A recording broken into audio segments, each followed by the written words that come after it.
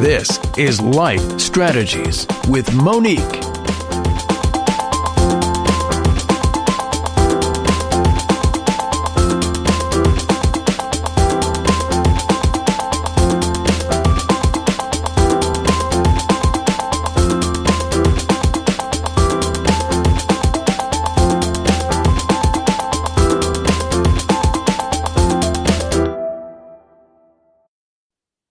Well, hello, everyone, and welcome again to this week's episode of Life Strategies with Monique.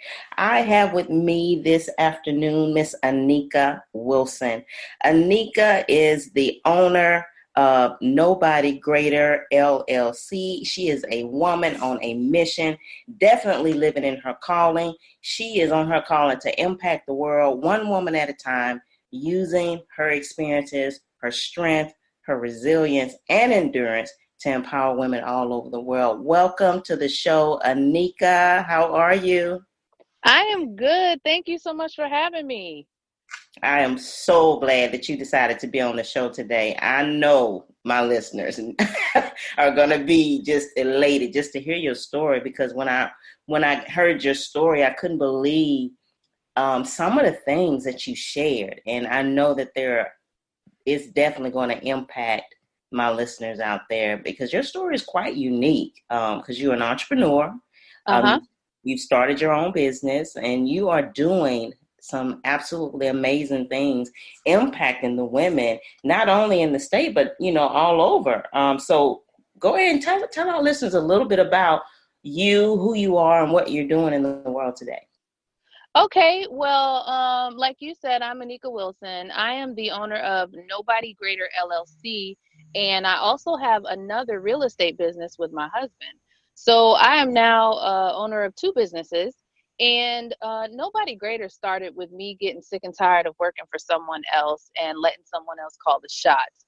I always felt like I was different. I've always had a creative niche. I've always felt that I wasn't good at conforming to a norm. I spent all of my days trying to be comfortable in my own skin, trying to fit in. I was a military brat. We moved around. I was raised by a single mom. But it seemed like, life just had a way of throwing curveballs at me. And I kept, saying, why me? Why me? God, I'm tired. And people would always tell me, God won't give you anything you can't handle. And I used to want to punch them in their throat, because I was like, I was a Christian, but you don't want to hear that when you're down. Yeah. And every time you pick yourself up and he throws another one, you're like, but wait, I just caught that one, and it was like, I don't understand, I'm feeling kind of targeted, until I realized that I was chosen to go through the things that I went through to prepare me for what he needed me to do. And when I started looking at it like that, I said, he equipped me. And, we grow up and we're taught that we need to go to school, we need to get an education, get a certification, get a job, and do all these things. And I thought that I was doing that stuff, but I just didn't feel like it was enough. I felt like I wasn't in the right place. I wasn't appreciated. And I had no idea why. I just felt out of place. And so I fired my boss one day. I didn't have another job. I didn't know how I was going to feed my kids, but when you've been through worse, you can kind of figure out that you know how to make a way and that he will provide regardless. So that led to me starting Nobody Greater, which initially was a life coaching business. And now I just literally help people step into their greatness. And I know people hear that a lot, but it's vague because a lot of people need direction in a lot of different ways. Mm-hmm. So talk about what was the main thing that propelled you, because you said as a child you went through so many different things, and I know maybe sometimes those things that we went through when we were younger had a huge impact on why we do what we do. So what was the propelling thing, that moment that said, you know what, I have got to do something to impact women. I have got to do something to start bringing about change in people's lives. And this is that moment that did that for me. What was that for you? For me, the constant battle that I faced was having a mother with mental illness. I was raised by a single mom that had PTSD in the 80s. and it wasn't recognized well. You know, they said it was bipolar, lithium, and eventually it came out that she had PTSD, but it caused me to be a child that lived on eggshells. I constantly wanted to please her, make her proud.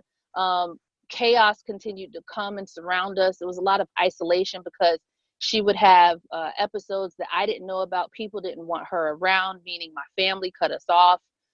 It just led to like this feeling of isolation that I cannot describe. And then when I was 14, I was assaulted. I was raped by a 24-year-old. And at that time, I committed myself into a hospital because I knew that suicide wasn't the answer, but I didn't know what else to do at 14 years old.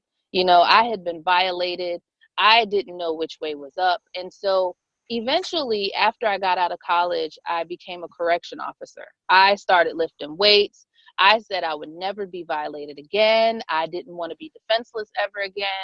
And that led to a lot of toxic relationships. You know, I had a kid by this man who was, because he didn't hit me, I thought he wasn't abusive. You know, he was mentally abusive, though. I mean, in the worst ways. And I couldn't get away from him.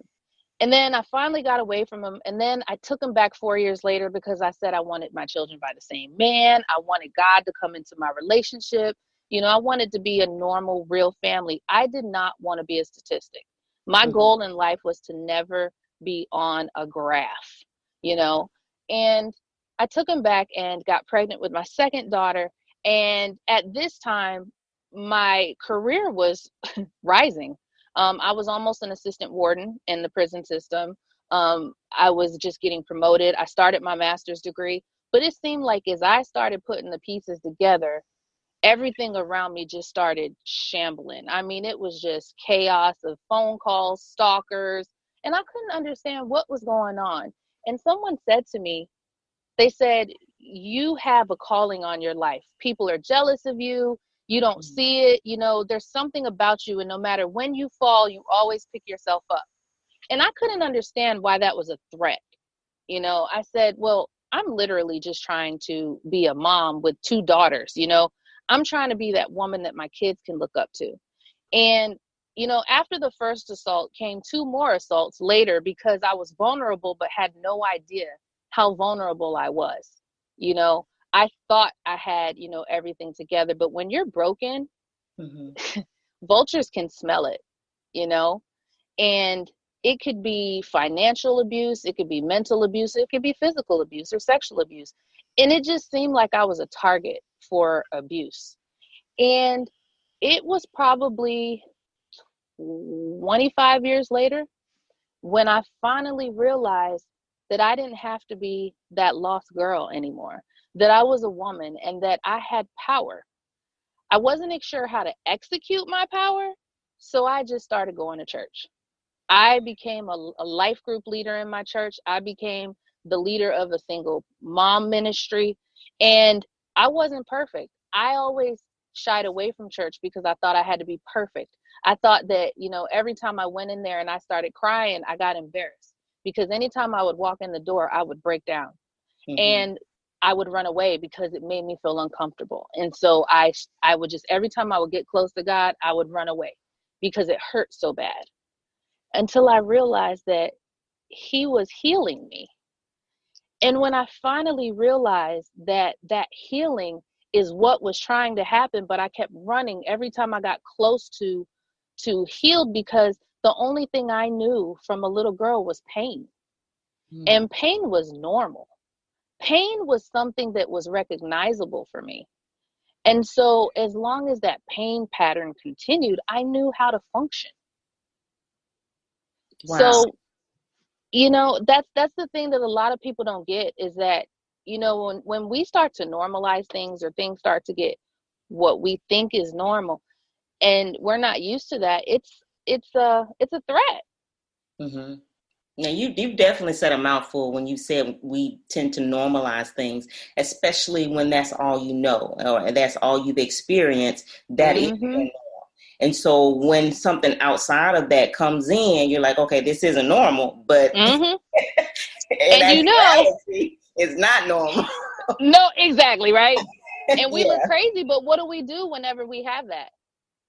We messed go it back up. to it. Yeah, we go back to it because we don't know anything else. And so, as you said, whenever you would be in church and you would be crying, and I totally relate to that because that place of being broken, when you're crying and crying out to God, He is healing you throughout that process. And at the time, we don't see that, we don't understand it, but it is God's way of healing and bringing us to a better place or greater place. As you say, your message is nobody greater, which that's who it is, that's who we serve. That's God. He's so awesome and so amazing. And I just believe that women that are listening out there now need to know and need to hear and understand that we got to get away from trying to normalize what's not normal. Yes. And whenever we get a good situation, we catastrophize, we mess it up, we sabotage it. And that's what happened was like, I wouldn't apply for jobs because I thought that I needed something else to get the job. Everybody would tell me at work, why are you at this job? You're so much better than that. You're a leader. And I'm like, no, I'm not. You don't know what my home life looks like. I was always very good at work. I've always been a brainiac and taken pride in my intelligence, but I always did that because I was overcompensating for what was broken, and I was like, as long as I have something going for me, I'm good, and I would hide behind being a mom. I may not be, whole or know how to have healthy relationships, but I know how to raise kids. So I would only get into mommy groups. I would never get into anything that somebody was going to have a good look at, what was really going on inside of me.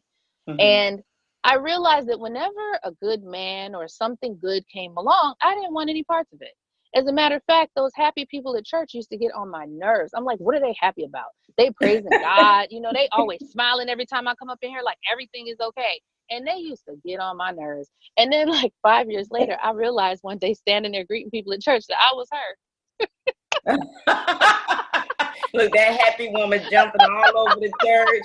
Like, why is she jumping? Like, what is really going on with her? Yup. I was like, I am happy to be here. I am okay. Yeah. I am custom made and it is all right. I was like, I was finally on the other side of it. Yeah. And then let's say in the last 6 months, I have now married a man that I met 20 years ago. He was the good man that I never wanted, I wanted the bad boys, and I had 20 years of that, and that's not good. And so I'm married now. I'm a military wife now. I have 3 kids now. I have 2 businesses now. And, we have God in our marriage. I have God in my life. And, I've always had a strong faith. But the one thing that I can say now is that I know that if you have faith and if you just believe, you just hold your head up and you just keep going, because everything that happens that falls at your feet, it is a tool. It's a tool for what you need to get to the next season, and I can appreciate that now. So Anika, talk a little bit about that moment you walked out, because you said you walked out and you really didn't have a plan, or you just knew that day was the end, for that job, that you were going to the next level. Talk about, was there any fear? Was there a fear factor there? What was it for you at that moment when you decided to leave your 9 to 5 and just said, you know what, I'm just going to step out on faith. I don't know what the plan is, but I'm stepping out. I'm laughing because I'm going to be very brutally honest. I looked at my boss and I said, either I go to jail for choking her or I got to go, because she was just, I was a drug treatment counselor and I loved my job. But when I realized that I was working for people that didn't care about people, when you love God, you love people. And I am a person that no matter the situation, I can never, my morals come first and my integrity comes first. I don't care what it is. A paycheck does not come before that. She was just nasty. And she was talking about the clients a certain way. And then my mom got sick and my daughter got sick, and they refused to pay me for time that I had on the books. And I said, you know what? The wrong people are in power. and they don't have the power over my life anymore. And so I knew, that I could no longer walk in that place without my skin crawling. And I said, I've had anxiety and panic attacks of being in the wrong job, coming in there no matter what you're doing, because I worked in child welfare. And so I've always had people's lives in my hands in my jobs. And I said, you know what? I have enough. The clients would always tell me how impactful I was in the group therapy and how I changed their life and how my rapport was just different than everybody else. And everybody always was, magnetic. I had this energy that I didn't know. I was just being me. And I realized it was the God in me. But when you have people around you that can't deal with that, they will literally try to make your life miserable. And I said, this woman has a problem, and her problem is not my problem. And so they were firing people every day. We were hiding under our desk at one point, waiting, trying not to be fired, just wondering what was going to happen the next day. And I said, you know what? I was homeless not even a year before that. And I knew that God still provided for me. I still had a job because I had to walk out of the situation with my mother because it was just toxic. It was the police coming. Her psychosis was really bad. And I didn't want my children in that environment. And so I had started walking away from toxicity. And this job was included in the trajectory of my life. It was the shackles on my feet that I no longer needed because I knew that I was propelling, but I had no idea what it looked like. I just knew that I had to get away.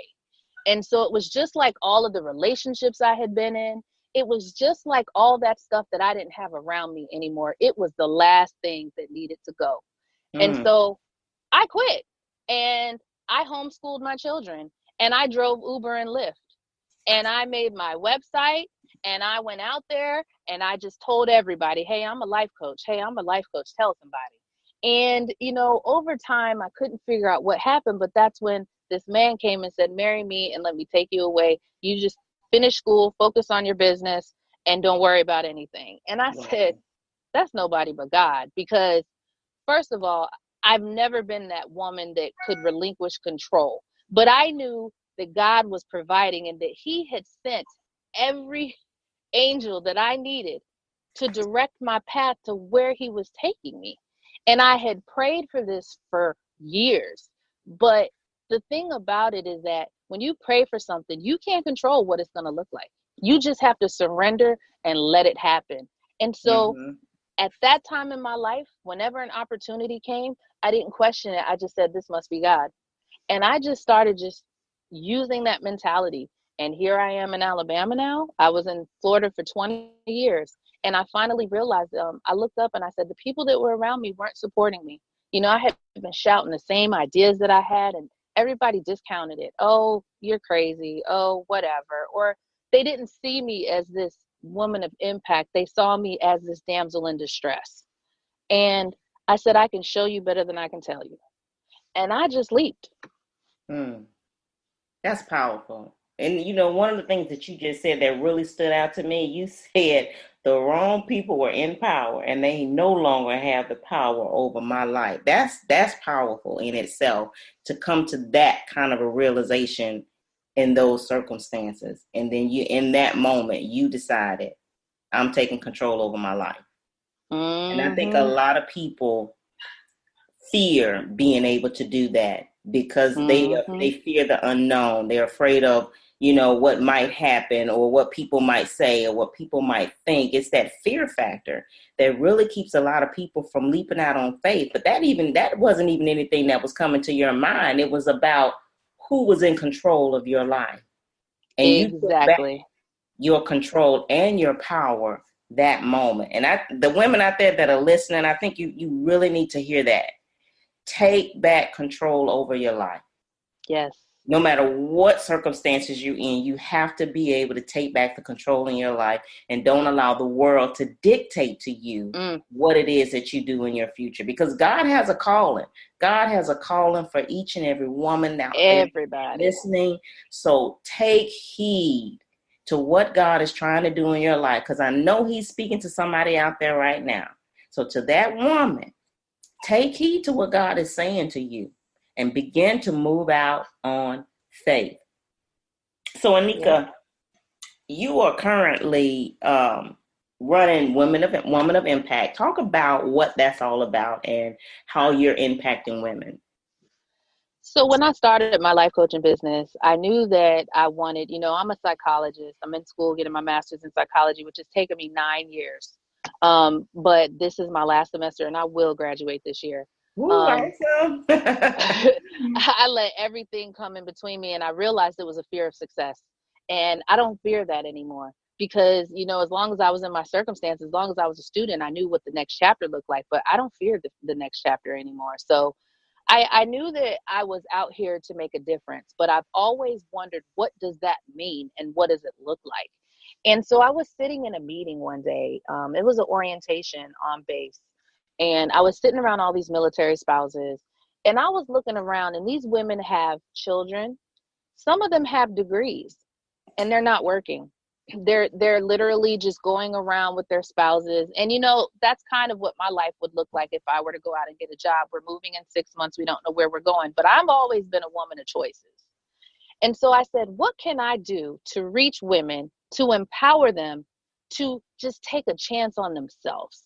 And so I said, a conference. And I said, not one conference. We need to go around the country. And so after I started my podcast is international. And I have a lot of women from South Africa, Australia, England, and they have practices, they have coaching skills that we don't have here. And I said, so how do we give women tools from different perspectives, health and wellness, financial, let them see women that have businesses, women who took a leap, women who have pain, but have turned it into purpose. And I said, how do I get that in front of people who otherwise would not bite? And I said, I'm going to do a conference. And I asked a few people, I said, if I did this, would you come? And they said, yeah. But they looked at me like I was crazy. They're like, you can't do that. I'm like, I'm that person. You tell me I can't do something, I'm going to make sure I die trying. So I said, okay. Then I started looking at the women who supported me the most. And I looked at the cities they were in. And so now Women of Impact will be reaching Montgomery, Alabama, Atlanta, Georgia, Port St. Lucie, Florida, Houston, Texas, and San Diego. And then I got a message from this woman in Canada, and she's like, Anika, we love you up here, but we need you to bring it to Canada. And this was like last week. And I said to her, I bite off more than I can chew most days, and God makes a way, but you said Canada. You do realize that, right? And I said, okay, I make this vow to you. I said, I'd be lying if I said I could do it in 2019, but in 2020, we will be in Canada. And so Women of Impact is now a conference series with a lineup of speakers from every niche that you could think of. And these are just women with stories who are coming before other women. And we have a few male speakers because a lot of them are talking about learning how to have healthy relationships with men as men. And they're also apologizing to us for the things that they have done and the part that they have played in our broken relationships. And we're all going to sit and we're going to have conversations. They're going to present information. They're also going to offer services. And also we're going to empower women, whether they want to start an MLM, whether they want to start a business, whether they're in school, no matter where they're at in life, we are putting the people in front of them that can help them make it to the next step. That is absolutely amazing. And I'm talking about, that is an amazing story that you are moving all over the world, impacting women simply by just being able to share their stories, change their lives, and giving them the tools that they need to be able to move forward and move in purpose and destiny, which is what a lot of women are really seeking to do now. I've seen more women, trying to develop their own businesses and trying to move out more on faith and trying to make more connections. So what you're doing is definitely impacting the world, the women, and even you said even the men are coming. Well. And they have asked for a Men of Impact. And so the only thing that we're holding up on that is that they want it in the Northeast. And I'm like running from snow. I'm like, please don't have me up there. But the men have told me that they want a Men of Impact. And I'm like, okay. So it's in the works. Wow, that's amazing. I can't wait. I'm gonna have to attend one of your conferences too. Women of Impact. That's absolutely amazing. So Anika, so tell our listeners if they wanted to get in touch with you or get more information about what you do and how you serve. How would they do that? You can reach me by my website. There's 2 websites, one for Women of Impact and then Nobody Greater. Women of Impact is WOMENOFIMPACTCS.com. Women of Impact CS for conference series.com. And my website is nobodygreaterllc.com. And I do business consulting, life coaching, and event planning. And I also have a podcast. And you can reach me if you type in Nobody Greater on Google, it will find me. Awesome. Thank you so much. And to my listeners out there, I truly hope that there was something shared today that really blessed your heart and blessed your soul about Anika's story and definitely the things that she's doing in the world today. So definitely reach out to her, go to her website, check out all of her information. It'll also be in the show notes on the podcast. So definitely reach out to her. She is doing some amazing things, and I know that she can impact your life as well. So thank you, Anika, for joining us on our show today. I'm so grateful that you just took the time out of your busy day, because I know you are a busy woman. Thank you. We're not going to tell y'all where I'm at, but yes, ma'am. Thank you so much for having me. Well, thank you so much. So once again, to my listeners, thanks for tuning in to another episode of Life Strategies with Monique. And until next time, stay educated and empowered.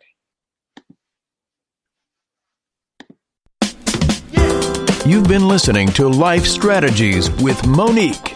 Contact Monique Petaway at www.moniquepetaway.com or info@moniquepetaway.com.